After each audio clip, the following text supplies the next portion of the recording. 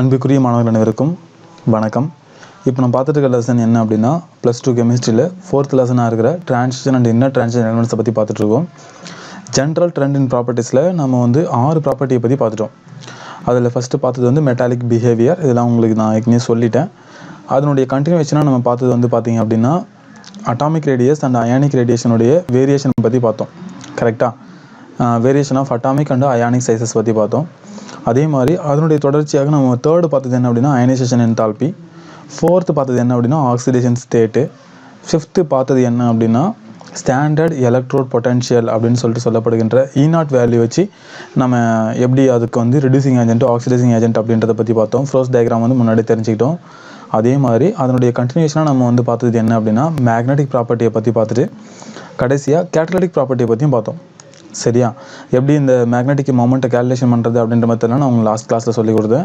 அதே மாதிரி இந்த கேட்டலிட்டிக் ப்ராப்பர்ட்டியும் நான் உங்களுக்கு ஏற்கனவே சொல்லியிருக்கேன் இல்லையா? அது மாதிரி அதனுடைய எக்ஸாம்பிள்ஸ் இப்போது 2 எக்ஸாம்பிள்ஸில் 1 மார்க் மட்டும் நான் சொல்லிவிட்டு அடுத்த ப்ராப்பர்ட்டிக்குள்ளே போகலாம் அப்படின்னு நினைக்கிறேன். அதில் ஒரு 1 மார்க் என்ன அப்படின்னா வெனேடியம் பென்டாக்சைடு. வெனேடியம் அப்படின்ற அந்த டிரான்சிஷன் மெட்டல் அதனுடைய காம்பவுண்ட் வெனேடியம் பென்டாக்சைடு. அது சல்ஃபூரிக் ஆசிடுடைய ப்ரிப்ரேஷனுக்கு கேட்டலிஸ்ட்டாக ஆக்ட் பண்ணுது அப்படின்னு சொல்லிட்டு தெரிஞ்சுங்க. ஏன்னா 1 மார்க்கில் கேட்பாங்க. அதே மாதிரி ஹைட்ரோ ஃபார்முலேஷன் ஆஃப் ஒலிஃபென்ஸுக்கு பார்த்தீங்கன்னா கோபால்ட் காம்ப்ளெக்ஸ் யூஸ் ஆகுது அப்படின்றது தெரிஞ்சு வச்சுங்க. அதே மாதிரி ப்ரிப்ரேஷன் ஆஃப் அசிட்டால்டிகைட்லேருந்து அசிட்டிக் ஆசிட் தயாரிக்கிறதுக்கு ரோடியம் இரிடியம் காம்ப்ளெக்ஸ் நமக்கு யூஸ்ஃபுல்லாக இருக்குது அப்படின்றது ஞாபகம் வச்சுங்க. அதாவது எந்த ரியாக்ஷனுக்கு எந்த கேட்டலிஸ்ட் அப்படின்றது மட்டும் ஞாபகம் வச்சிட்டா கூட போதுமானது. அதே மாதிரி ஜிக்லர்-நாட்டா கேட்டலிஸ்ட் அப்படின்னா என்னன்னு சொல்லி கேட்பாங்க. ஒரு 1 மார்க். அது 2 மார்க்கில் கூட வர்றதுக்கு வாய்ப்பு இருக்குது. Titanium tetra chloride and triethyl aluminium tri alkyl அப்படின்னு சொல்லலாம். இது எத்தில்ன்றதால எத்தில்னு சொல்கிறேன். ட்ரை அல்கைல் அலுமினியம் இது 2 சேர்ந்த அந்த காம்பினேஷன் தான் பார்த்தீங்கன்னா ஜிக்லர்-நாட்டா கேட்டலிஸ்ட். இது பார்த்தீங்கன்னா ப்ரொப்பைலினை பாலிப்ரொப்பைலினாக மாற்றுறதுக்கு யூஸ்ஃபுல்லாக இருக்கிற ஒரு பெஸ்ட் கேட்டலிஸ்ட். ஸோ இதில் இருக்கிற டிரான்சிஷன் மெட்டல் என்ன அப்படின்னா டைட்டானியம். இதனால் ஞாபகம் வச்சுக்கிறீங்களா? 1 மார்க்காக ஞாபகம் வச்சுங்க. ஜிக்லர்-நாட்டா கேட்டலிஸ்ட் அப்படின்னா titanium tetrachloride and triethyl aluminium. அதே மாதிரி sulphur di oxide sulphur di ஆக்சைட்லேருந்து சல்ஃபர் ட்ரை ஆக்சைடாக மாற்றுறதுக்கும் அப்புறம் சல்ஃபர் ட்ரை ஆக்சைட்லேருந்து சல்ஃபூரிக் ஆசிட் தயாரிக்கிறதுக்கும் வெனேடியம் பென்டாக்சைடு யூஸ்ஃபுல்லான ஒரு catalyst. Hydro formulation of olefins cobalt complex. Acetic ஆசிட்லேருந்து அசிடால்டிகைட்லேருந்து அசிட்டிக் ஆசிட் தயாரிக்கிறதுக்கு ரோடியம் இரிடியம் காம்ப்ளெக்ஸ் யூஸ்ஃபுல்லாக இருக்குது அப்படின்றத ஞாபகம் வச்சுங்க. ஓகேவா? நம்ம நெக்ஸ்ட்டு பார்க்க போகிறது என்ன அப்படின்னா அலாய் ஃபார்மேஷனை பற்றி பார்க்க போகிறோம். 8th general trend alloy formation அப்படின்றத பற்றி பார்க்க போகிறோம். ஃபஸ்ட்டு அலாய்னா என்ன அப்படின்னு சொல்லிட்டு நம்ம தெரிஞ்சுக்கலாம். நம்ம இந்த வார்த்தையை கேள்விப்பட்டிருக்கோம் அப்படின்னா கண்டிப்பாக கேள்விப்பட்டிருப்போம். அதுவும் மெயினாக 2 வீலர்லாம் பார்த்தீங்கன்னா அலாய்டு வீல் அப்படின்னு சொல்லிட்டு ஒன்று போட்டிருப்பாங்க. நீங்களாம் 2 வீலர் வாங்கும்போது இது அலாய்டு வீலா அப்படின்னு சொல்லிட்டு கூட கேட்டு வாங்குவீங்க. அலாய்னா என்ன அப்படின்னா ஒரு மெட்டல் இன்னொரு மெட்டல் கூட சேர்ந்து கம்பைன் பண்ணி மிக்ஸ் பண்ணி ஒரு காம்பினேஷனில் உருவாக்குற ஒரு மிக்சர் தான் பார்த்தீங்கன்னா அலாய்ன்னு சொல்லலாம். சரியா? இங்கே பாருங்கள், இங்கே ஒரு டெஃபினேஷன் ஈஸியாக கொடுத்துருக்காங்க பாருங்கள் புக்கில். And alloy is formed by blending a metal with one another or more other elements அப்படின்னு சொல்கிறாங்க பாருங்கள். இது ஒரு அலாய்க்கான டெஃபினேஷனாக நம்ம புக்கில் சொல்லியிருக்காங்க. அப்போ ஃபஸ்ட்டு நீங்கள் டெஃபினேஷனை படிச்சிடுங்க. உங்களுக்கு எக்ஸாம்பிளுக்காக நான் ஃபஸ்ட்டு அலாய்ஸ்லாம் ஒரு சிலது காமிச்சிட்றேன். இப்போது ஃபார் எக்ஸாம்பிள் நம்ம காயின் யூஸ் பண்ணுறோம் பார்த்தீங்களா? காயின்ஸு நம்மளுடைய அந்த நாணயங்கள் இருக்கு இல்லையா? இதெல்லாம் அலாய்ஸ் தான். ஏன்னா இதில் ஒன்றுக்கு மேற்பட்ட மெட்டல்ஸை மிக்ஸ் பண்ணியிருப்பாங்க. இப்போ இதில் பார்த்தீங்கன்னா இது கோல்டும் காப்பரும் சேர்ந்துருக்க ஒரு அலாய் இது. அதே மாதிரி இந்த 2 வீலருடைய வீல்ஸ் இருக்கு இல்லையா? இதெல்லாம் துருப்பிடிக்காமல் இருக்கிறது அலாய்ஸ் தான் தயாரிக்கிறது தான் அலாய்டு வீல் அப்படின்னு சொல்லிட்டு சொல்லுவாங்க. சரியா? அது என்னன்றதை நம்ம டீட்டெயிலாக பார்க்கலாம். அப்போது இப்போதைக்கு டெஃபினேஷன் மட்டும் நீங்கள் தெரிஞ்சு வச்சுட்டீங்க. என்னென்னா அலாய் எப்போ ஃபார்ம் ஆகுது அப்படின்னா blending a metal with one or more other elements அப்படின்னு சொல்லிட்டு சொல்கிறாங்க. அப்போது 2 இல்லை 2க்கு மேற்பட்ட மெட்டல்ஸை நம்ம பிளெண்ட் பண்ண போகிறோம், மிக்ஸ் பண்ண போகிறோம் இல்லையா? இதில் ஒரு கான்செப்ட் சொல்ல போகிறாரு. யார் அப்படின்னா ஹியூம் ரூத்ரி அப்படின்ற ஒரு சயின்டிஸ்ட் இங்கே கொடுத்துருக்காங்க பாருங்கள். ஹியூம் ரூத்ரி ரூல் அப்படின்னு சொல்லிட்டு ஒன்று இருக்குது.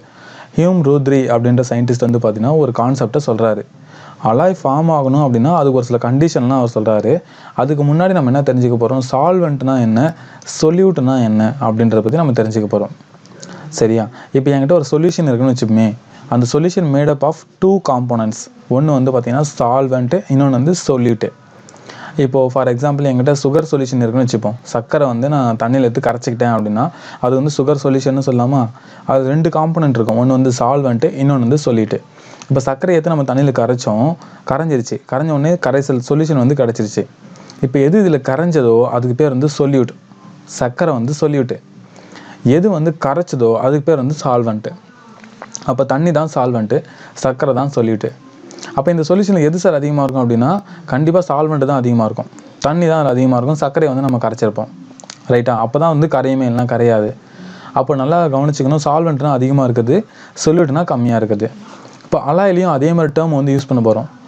எந்த அந்த அந்த அலாயில் எது எந்த மெட்டல் வந்து அதிகமாக இருக்கோ, பல்க் மெட்டல் வந்து என்ன சொல்ல போகிறோம் அப்படின்னா சால்வெண்ட்டுன்னு சொல்ல போகிறோம். எந்த மெட்டல் வந்து அதிகமாக இருக்கோ அது சால்வெண்ட்டுன்னு சொல்ல போகிறோம். அதர் எலமெண்ட்ஸ் வந்து கம்மியாக சேர்க்குறாங்க இல்லையா, அதை வந்து சொல்யூட்டுன்னு சொல்ல போகிறோம். சரியா? இப்போ பித்தளைன்னு வச்சுங்களேன், பித்தளையில் வந்து பார்த்தீங்கன்னா இரும்பு இருக்குது, காப்பர் இருக்குது, நிக்கல் இருக்குதுன்னு வச்சுப்போம். இப்போது இதில் எது அதிகமாக இருக்கோ, இந்த இரும்பு அதிகமாக இருக்கா, இல்லை அயான் அதிகமாக இருக்கா, இல்லை காப்பர் அதிகமாக இருக்கா, இல்லை நிக்கல் அதிகமாக இருக்கான்னு பார்க்குறோம். அதில் வந்து அயான் தான் அதிகமாக இருக்கும். அப்போ அதுதான் வந்து சால்வெண்ட் அப்படின்னு சொல்லிட்டு பேர் வச்சுக்கிறாங்க. ரைட்டா? சொல்யூட்னா என்ன அப்படின்னா மற்றது எல்லாமே நிக்கல், காப்பர் இது எல்லாமே சொல்யூட்டுன்னு சொல்லிட்டு பேர். கம்மியாக இருக்குது சொல்யூட்டு, அதிகமாக இருக்குது சால்வெண்ட்டு. ஸோ ஒரு மெட்டல் அலாய் ஃபார்ம் ஆகணும் அப்படின்னா அது ஹியூம் ரூத்ரி வந்து ஒரு ரூலை வந்து சொல்கிறாரு. என்ன தெரியுமா?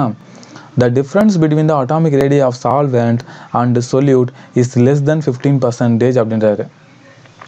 அட்டாமிக் ரேடியை இருக்கு இல்லையா, சால்வெண்ட்டுடைய அட்டாமிக் ரேடியஸுக்கும் சொல்யூட்டுடைய அட்டாமிக் ரேடியஸுக்கும் அதிகமாக வித்தியாசம் இருக்கக்கூடாதுன்றாரு. 15% அந்த வித்தியாசம் வந்து அடங்கணும் அப்படின்றாரு. அதுக்கு இந்த டயக்ராம் நீங்கள் பாருங்கள், ஈஸியாக நீங்கள் புரிஞ்சுப்பீங்க. இது வந்து ஒரு பியூர் மெட்டல். இங்கே இருக்கிற ஃபஸ்ட்டு நீங்கள் பார்க்குற ஒரு டயக்ராம் வந்து பார்த்தீங்கன்னா ஒரு பியூர் மெட்டல். அது இருக்கிற எல்லா எலமெண்ட்ஸுடைய ஆட்டம்ஸ் எல்லாத்தையும் ரெட் கலரில் பாலில் வந்து கொடுத்துருக்காங்க. இது வந்து ஒரு அலாயுடைய கான்செப்ட். இதில் வந்து பார்த்திங்கன்னா ரெட் கலர் ஆட்டம்ஸ் கூட ப்ளூ கலர் ஆட்டம்ஸ் வந்து மிக்ஸ் பண்ணியிருக்காங்க. அப்போ ரெட்டுன்றது ஒரு தனி ஒரு மெட்டல், ப்ளூன்றது தனி ஒரு மெட்டல்னு வச்சுப்போம். இதில் வந்து எது அதிகமாக இருக்குது அப்படின்னு நம்ம சொல்கிறோமோ அதை நம்ம சொல்யூட்னு சொல்கிறோம். எது கம்மியாக இருக்கோ அதை நம்ம எது அதிகமாக இருக்கோ அது சால்வெண்ட்டுன்னு பேர், எது கம்மியாக இருக்கோ அதுக்கு பேர் வந்து சொல்யூட்னு பேர். அப்போ ரெட் எல்லாமே வந்து பார்த்திங்கன்னா சால்வெண்ட்டு, ப்ளூ எல்லாமே என்ன அப்படின்னா சொல்யூட்டு. இது ரெண்டுத்துக்கும் ரேடியஸ் இருக்கு இல்லையா, அந்த ரேடியஸ்னால் உங்களுக்கு தெரியும் இல்லையா, இந்த சென்டர்லேருந்து அவுட்ரு மோஸ்ட் ஷெல் வரைக்கும் இருக்கிற டிஸ்டன்ஸ் தான் ரேடியஸு. இந்த ரேடியஸ் இதனுடைய சைஸுக்கும் அந்தளவுக்கு வித்தியாசம் இருக்கக்கூடாது. எவ்வளோ இருக்கலாம்னு சொல்கிறாரு ஹியூம் ரூத்ரி அப்படின்னா லெஸ் தேன் 15% கூட தான் இருக்கணும். சரி சார், அதிகமாக வித்தியாசம் தான் என்ன சார் ஆகும் அப்படின்னா அலாய் ஃபார்ம் ஆகாது. சரியா? ஏன்னா வந்து பாருங்கள் அந்த ரோலில் வந்து இருக்கிற எல்லா அந்த ஆட்டம்ஸும் வந்து பார்த்திங்கன்னா ரெகுலராக பேக் ஆகிருக்கணும். பேக் ஆனால் தான் நமக்கு வந்து மெட்டலாக இருக்கும், அதனுடைய ப்ராப்பர்ட்டியில் இருக்கும். சப்போஸ் வந்து ரொம்ப கம்மியாகிடுச்சுன்னு வச்சிங்கன்னா, சைஸ் கம்மியாகிடுச்சுன்னா என்ன ஆகிடும், நமக்கு டென்சிட்டியில் ப்ராப்ளம் வரும். அப்போ அதுதான் வந்து ஹியூம் ரூத்ரி கான்செப்ட் வந்து சொல்லுது. இங்கே நல்லா கவனிங்க, ஹியூம் ரூத்ரி என்ன சொல்கிறாங்க அப்படின்னா the difference between the atomic radii of சால்வெண்ட்டுக்கும் சொல்யூட்டுக்கும் உள்ள டிஃப்ரென்ஸ் வந்து எப்படி இருக்கணும் அப்படின்னா லெஸ் தேன் 15% இருக்கணும். ஓகேவா? அது மட்டும் இல்லை, இன்னொரு கண்டிஷன் சொல்கிறாரு பாருங்கள், both the solvent and the solute must have the same crystal ஸ்ட்ரக்சரில் இருக்கணும். சேம் கிறிஸ்டல் ஸ்ட்ரக்சரில் இருக்கணும். அது மட்டும் இல்லாமல் valence and their electronegativity difference must be close to 0. Electronegativity வேல்யூஸ்லையும் சேஞ்சஸ் அதிகமாக இருக்கக்கூடாது. சைஸும் வந்து பார்த்திங்கன்னா எவ்வளோ இருக்குன்னு சொல்லியாச்சு. கிறிஸ்டல் ஸ்ட்ரக்சர் ஒரே மாதிரி இருக்கணும். அப்போ தான் வந்து மிக்ஸ் ஆகும். ஒரு மெட்டல் இன்னொரு மெட்டல் கூட மிக்ஸ் ஆகணும் அப்படின்னா ரெண்டுமே கிறிஸ்டல் ஸ்ட்ரக்சர் வந்து ஒரே மாதிரி இருக்கணும். சிம்பிள் கியூப்னா சிம்பிள் கியூப், பிசிசினா பிசிசி, எஃப்சிசினா எஃப்சிசி, அதே மாதிரி இருந்தால் தான் மிக்ஸ் ஆகும். அது மட்டும் இல்லாமல் சைஸ் வந்து லெஸ் தென் 15% இருக்குன்னு சொல்லியாச்சா. வேறு என்ன சொல்லியிருக்காங்க பாருங்கள், மூணாவதாக வந்து எலக்ட்ரோ நெகட்டிவிட்டி வேல்யூ வந்து பார்த்திங்கன்னா மஸ்ட் பி க்ளோஸ் டு 0 அப்படின்னு சொல்கிறாங்க. ஏன்னா அப்போ தான் வந்து அந்த அலாய் ஃபார்மேஷன் நடக்கும்னா நடக்காது. இப்போ இதுதான் வந்து நீங்கள் படிக்க போகிறீங்க, நல்லா ஞாபகம் வச்சுங்க. ஹியூம் ரூத்ரி ரூல் வந்து 3 பாயிண்ட் வந்து சொல்லுது. சால்வெண்ட் ரேடியஸுக்கும் சொல்யூட் ரேடியஸுக்கும் டிஃப்ரென்ஸ் வந்து லெஸ் தென் 15% இருக்கணும், ஃபஸ்ட்டு கண்டிஷன். ரெண்டாவது வந்து சால்வெண்ட்டும் சொல்யூட்டும் must have the same crystal structure. மூணாவது எலக்ட்ரோ நெகட்டிவிட்டி வேல்யூ வந்து பார்த்திங்கன்னா க்ளோஸ் டு 0 இருக்கணும். இது நீங்கள் படிச்சிட்டிங்கன்னா இந்த டாபிக் முடிஞ்சிச்சு. எக்ஸாம்பிள் மட்டும் ஞாபகம் வச்சுங்க. The alloy so formed are hard and often have high melting points. சரி, ஏன் இந்த அலாய் நம்ம வந்து ஃபார்ம் பண்ணுறோம் அப்படின்னா ரொம்ப ஹார்டாக இருக்கும், ஹை மெல்ட்டிங் பாயிண்டில் இருக்கும், சீக்கிரமாக ரஸ்ட் ஆகாது. மெயினாக அதான். 2 வீலோட வீல்லாம் ஃபஸ்ட்லலாம் பார்த்திங்கன்னா ரஸ்ட் ஆகிடும். ஆனால் இப்போ பாருங்கள் அலாய்டு வீல் வந்ததுக்கப்புறம் அந்த பிரச்சனையே இல்லை, மாடர்ன் லைஃப் லாங் வரும், ஹார்டாக இருக்கும். ஸோ எக்ஸாம்பிள் வந்து கொடுத்துருக்காங்க பாருங்கள், ஃபெரஸ் அலாய்ஸ் கொடுத்துருக்காங்க, கோல்டு காப்பர் அலாய்ஸ் கொடுத்துருக்காங்க, குரோம் அலாய்ஸ் வந்து கொடுத்துருக்காங்க. வெறும் பேரை கொடுக்கல, வெறும் அதனுடைய இது மட்டும் கொடுத்துருக்காங்க. Ferrous alloys, gold copper alloys, chrome alloys. அப்போ கோல்டு காப்பர்னா கோல்டும் காப்பரும் சேர்ந்து இப்போ நம்ம ஒரு காயின் காமிச்சோம் இல்லையா, அது மாதிரி வந்து அலாய்ஸ் வந்து தயாரிச்சிருப்பாங்க. ஸோ இந்த அலாய் ஃபார்மேஷன் கான்செப்ட்டில் நீங்கள் என்ன படிக்க போகிறீங்க, வாட் இஸ் அலாய்ன்னு சொல்லிட்டு படிக்க போகிறீங்க, பிளெண்டிங் ஆஃப் மெட்டல். நெக்ஸ்ட் அதில் சால்வெண்ட்னா எது அதிகம், சொல்யூட்னா எது கம்மி அப்படின்றத தெரிஞ்சுக்கிட்டு ஹியூம் ரூத்ரி ரூல் சொல்கிற 3 பாயிண்ட்டை நீங்கள் தெரிஞ்சுட்டு எக்ஸாம்பிள் மட்டும் எடுத்திங்கன்னா அலாய் ஃபார்மேஷன் முடிஞ்சிச்சு. ஓகே, நம்ம அடுத்து பார்க்க போகிறது என்ன அப்படின்னா நம்ம வந்து இன்டர்ஸ்டிஷியல் காம்பவுண்ட்ஸை பற்றி பார்க்க போகிறோம். இன்டர்ஸ்டிஷியல் காம்பவுண்ட்னா என்ன அப்படின்றத பற்றி பார்க்க போகிறோம். அதுதான் நம்ம அடுத்து பார்க்க போகிற 9th general trend. Formation of interstitial compounds. இன்டர்ஸ்டிஷியல்னால் என்ன அர்த்தம்? இன்டர்ஸ்டிஷியல்னால் உள்ளே இருக்க கேப்பில் அப்படின்னு சொல்லிட்டு அர்த்தம்.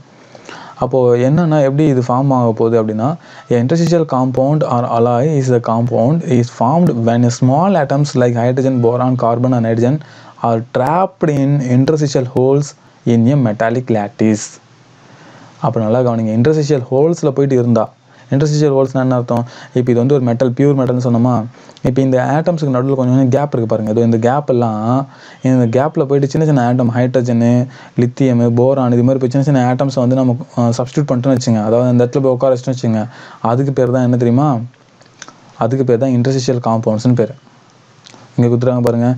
ஸோ இந்த சின்ன சின்ன கேப்பில் இந்த க்ரீன் கலர் இருக்குது பார்த்தீங்களா, இது வந்து ஒரு அலாயில் இருக்காமல் கொடுத்துருக்காங்க, இந்த ஒரு மெட்டல் இருக்காமல் கொடுத்துருக்காங்க. அந்த க்ரீன் கலர் இருக்க கேப்பில் தான் என்ன இருக்குது அப்படின்னா, சின்ன சின்ன எலமெண்ட்ஸ் போயிட்டு ட்ராப் ஆகிடுது. அதை இன்டர்ஸ்டிஷியல் ஹோல்ஸ்ன்னு சொல்லுவாங்க பாருங்கள் டெஃபினேஷனில். இதுதான் நம்ம என்னென்னு சொல்கிறோம் அப்படின்னா, நம்ம வந்து இன்டர்ஸ்டிஷியல் அலாய் அப்படின்னு நம்ம சொல்கிறோம், அது இன்டர்ஸ்டிஷியல் காம்பவுண்ட்ஸ்னு நம்ம சொல்கிறோம். ஓகேவா? இதுக்கு வந்து பார்த்தீங்கன்னா டிஃப்ரென்ஸ் ரொம்ப அதிகமாக தான் இருக்கும். இந்த ரேடியஸுக்கு இந்த ரேடியஸ் ரொம்ப அதிகமாக தான் இருக்கும். ஏன்னா அப்போ தான் போயிட்டு அந்த ஹோலில் உட்கார முடியும். அப்போ உங்களுக்கு டிஃப்ரென்ஸ் புரிஞ்சிச்சா? இந்த அலாய்ஸுக்கும் இன்டர்ஸ்டிஷியல் காம்பவுண்ட்ஸுக்கும் வித்தியாசம் நிறைய இருக்குது. வேணால் அதோட நீங்கள் ஒரு கொஸ்டினோட எழுதி அனுப்புங்க. இது இன்டர்ஸ்டிஷியல் காம்பவுண்ட் வந்து பார்த்தீங்கன்னா அட்டாமிக் ரேடியஸ் வந்து பார்த்தீங்கன்னா ரொம்ப ரொம்ப சின்னதாக இருக்கும். ஆனால் இங்கே less than 15% இருக்கணும்னு சொல்லிட்டாங்க. அதிகமாக வந்து வேரியேஷன் இருக்கக்கூடாதுன்னு சொல்லிட்டாங்க. ரைட்டா? அதே மாதிரி வந்து பார்த்தீங்க அப்படின்னா, இது வந்து சைஸ் சின்னதாக இருக்கிற லித்தியம், ஹைட்ரஜனு, போரான் இது மாதிரி மெட்டல்ஸ் தான் வந்து இதில் சேர்க்க முடியும். ஆனால் இதில் வந்து சேம் கிறிஸ்டல் ஸ்ட்ரக்சரில் இருக்கணும். இது மாதிரி நீங்கள் டிஃப்ரென்ஸ் வந்து எழுதுங்க. அதுதான் இங்கே வந்து கொடுத்துருக்காங்க பாருங்கள். என்னென்னா boron, hydrogen, carbon, nitrogen are trapped இந்த இன்டர்ஸ்டிஷியல் ஹோல்ஸ். இன்டர்ஸ்டிஷியல்னால் அந்த இன்பிட்வீன் கேப்பில் in a metallic lattice. They are usually non stoichiometric compounds. Non ஸ்டாக்கியோமெட்ரினா தெரியும் இல்லையா? ஸ்டாக்கியோமெட்ரிக்னா என்ன அர்த்தம், நான் ஸ்டாக்கியோமெட்ரினா என்ன அர்த்தம்ன்றது +1 நான் உங்களுக்கு தெளிவாக சொல்லி கொடுத்துருக்கேன். அதை பேஸ் பண்ணி நீங்கள் படிச்சிங்க. வேணால் அப்புறமா சந்தர்ப்பம் கிடைக்குமோ நான் அதை பற்றி சொல்கிறேன். ஸோ இது எக்ஸாம்பிள் சொல்ல போகிறோம். ஒன்று வந்து டைட்டானியம் கார்பைட், ஜிர்கோனியம் ஹைட்ரேட், அது Mn4n. இதெல்லாம் வந்து பார்த்தீங்கன்னா அந்த இன்டர்ஸ்டிஷியல் காம்பவுண்டுக்கு எக்ஸாம்பிள். மூணுத்தில் எது உங்களுக்கு ஈஸியாக இருக்கோ அதை நல்லா படித்து ஞாபகம் வச்சுங்க. அடுத்தது இன்டர்ஸ்டிஷியல் காம்பவுண்ட்ஸுக்கு என்னென்ன ப்ராப்பர்ட்டி இருக்குன்னு சொல்லிட்டு தனியாக கொடுத்துருக்காங்க. இது நீங்கள் தனியாக படிச்சிங்க. ஏன்னா ஒரு 2 மார்க்கோ 3 மார்க்கோ வரதுக்கு வாய்ப்பு இருக்குது. ஃபஸ்ட்டு பாருங்கள், they are hard and slow electrical thermal conductivity. ரொம்ப ஹார்டாக இருக்குன்னு சொல்லிட்டாங்க. இந்த இன்டர்ஸ்டிஷியல் காம்பவுண்ட் வந்து ரொம்ப ஹார்டாக இருக்கும். தெர்மல் கண்டக்டன்ஸும் அப்புறம் வந்து எலக்ட்ரிக்கல் கண்டக்டன்ஸும் ஸ்லோவாக இருக்குன்னு சொல்கிறாங்க. ஷோ நான் மாற்றி சொல்லிட்டேன். நான் நல்லா கவனிங்க, மாற்றி சொல்லிட்டேன். இது வந்து என்ன பண்ணுது அப்படின்னா தெர்மல் கண்டக்டிவிட்டியும் அதே மாதிரி எலக்ட்ரிக்கல் கண்டக்டிவிட்டியும் காமிக்குது அப்படின்றத ஞாபகம் வச்சுங்க. ரைட்டா? அடுத்தது வந்து பார்த்தீங்க அப்படின்னா they have high melting points higher then those of pure metals. அதாவது இந்த பியூர் மெட்டலை விட இன்டர்ஸ்டிஷியல் காம்பவுண்டுடைய மெல்டிங் பாயிண்ட் வந்து ரொம்ப ரொம்ப அதிகமாக இருக்குது. காரணம் என்ன அப்படின்னா, இந்த இன்டர்ஸ்டிஷியல் ஹோலில் அது ஆக்குபை பண்ணிச்சு இல்லையா? அப்போ இது எல்லாத்தையும் உடச்சி வெளியில் எடுத்துகிட்டு வரணும் அப்படின்னா நம்ம இந்த பியூர் மெட்டல் கொடுத்ததை விட அதிகமான எனர்ஜி வந்து இது கொடுக்கணும். ரைட்டா? அதுதான் அங்கே சொல்கிறாங்க. நல்லா ஞாபகம் வச்சுங்க. They are hard and show electrical and thermal conductivity. They have high melting point higher then those of pure metal. Pure மெட்டலை விட மெல்டிங் பாயிண்ட் வந்து அதிகமாக இருக்குது. அதுக்கப்புறம் பாருங்கள், transition metal hydrates are used as a powerful reducing agent. இதுனா transition metal ஹைட்ரேட்னா இது இருக்குது பாருங்கள், ஜிர்கோனியம் ஹைட்ரேட். இது மாதிரியான டிரான்சிஷன் மெட்டல் ஹைட்ரேட் வந்து பார்த்தீங்கன்னா பவர்ஃபுல் ரெடியூசிங் ஏஜென்ட்டாக ஆக்ட் பண்ணுது. ரெடியூசிங் ஏஜென்ட் என்ன நம்ம சொல்லிட்டோம் லாஸ்ட் கிளாஸ் முன்னாடி கிளாஸ் தான் சொன்னோம். நல்லா ஞாபகம் பற்றி பாருங்கள்.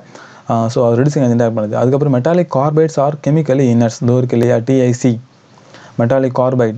இது வந்து கெமிக்கலி இனர்ட்னு சொல்கிறாங்க. அப்போ மொத்தம் 4 பாயிண்ட் சொல்கிறாங்க பாருங்கள். ஒன்று ஹார்டாக இருக்கும், எலக்ட்ரிக்கல் கண்டக்டர் தெர்மோட்டிவிட்டி காமிக்கும். ரெண்டாவது வந்து high melting point higher than those of pure metal. Pure மெட்டலோட ஹை மெல்டிங் பாயிண்ட் இருக்கும். Transition metal hydrates are used as a powerful reducing agent.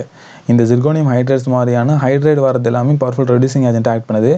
அதேமாதிரி metallic carbides are chemically inert. இது மாதிரி கார்பன் சேர்ந்துருக்க மெட்டாலிக் கார்பைட் வந்து பார்த்தீங்கன்னா chemically inert அப்படின்றது ஞாபகம் வச்சுட்டிங்கன்னா இந்த டாபிக் முடியுது. சரியா? அந்த படத்தை நல்லா ஞாபகம் வச்சுங்க. இன்டர்ஸ்டிஷியல் அலாய்ஸ்னால் என்னன்றதுக்கு உங்களுக்கு புரியும். இன்டர்ஸ்டிஷியல் ஹோலில் போய்ட்டு ஆக்குபை பண்ணுது சின்ன சின்ன ஆட்டம்ஸ், லித்தியனு, கார்பன், இது மாதிரி நைட்ரஜன் மாதிரியான ஆட்டம்ஸ் வந்து ஆக்குபை பண்ணுது. அதுதான் நம்ம என்னென்னு சொல்கிறோம், இன்டர்ஸ்டிஷியல் அலாய்னு நம்ம சொல்கிறோம். நெக்ஸ்ட் வந்து பார்த்தீங்கன்னா அதனுடைய ப்ராப்பர்ட்டி கொடுத்துருக்காங்க. மொத்தம் 4 property. Electrical and thermal conductivity காமிக்கும், ஹார்டாக இருக்கும். அதே மாதிரி பியூர் மெட்டலுடைய டெம்பரேச்சர் மெல்டிங் பாயிண்ட்டை விட இதுக்கு வந்து அதிகமாக இருக்கும். டிரான்சிஷன் மெட்டல்ஸ் வந்து பார்த்திங்கன்னா அதோட ஹைட்ரேட்ஸ் வந்து பவர்ஃபுல் ரெடியூசிங் ஏஜென்ட்டாக இருக்கும். மெட்டாலிக் கார்பைட்ஸ் வந்து கெமிக்கலி இனர்ட்டாக இருக்கும். சரியா? ஓகே, நம்ம இது வரலும் இந்த கிளாஸில் இந்த 2 ஜென்ரல் ட்ரெண்டை பற்றி பார்த்தோம். என்னென்ன அப்படின்னா alloy formation and interstitial compound formation அப்படின்னு சொல்லிட்டு. நம்ம லாஸ்ட்டாக பார்க்க போகிற ஜென்ரல் ட்ரெண்ட் என்ன அப்படின்னா ஃபார்மேஷன் ஆஃப் தி காம்ப்ளெக்ஸஸ். காம்ப்ளெக்ஸ்னு என்ன அர்த்தம், நம்ம 5th லெசனில் தெளிவாக படிச்சிட்டோம். அங்கேயே கூட நான் உங்களுக்கு சொன்னேன் இல்லையா, டி பிளாக் எலமெண்ட் தான் வந்து காம்ப்ளெக்ஸை ஃபார்ம் பண்ணுது அப்படின்னு சொல்லிட்டு. காரணம் என்ன அப்படின்னா it's an ability to donate an electron pair to from a coordinate covalent bond. Coordinate covalent bond, அதாவது டிரான்சிஷன் மெட்டல்ஸ் ஏன் வந்து பார்த்தீங்கன்னா நமக்கு வந்து காம்ப்ளெக்ஸை ஃபார்ம் பண்ணுது அப்படின்னா, இந்த coordination compounds with a species that has an ability to donate an electron pair to form a coordinate covalent bond.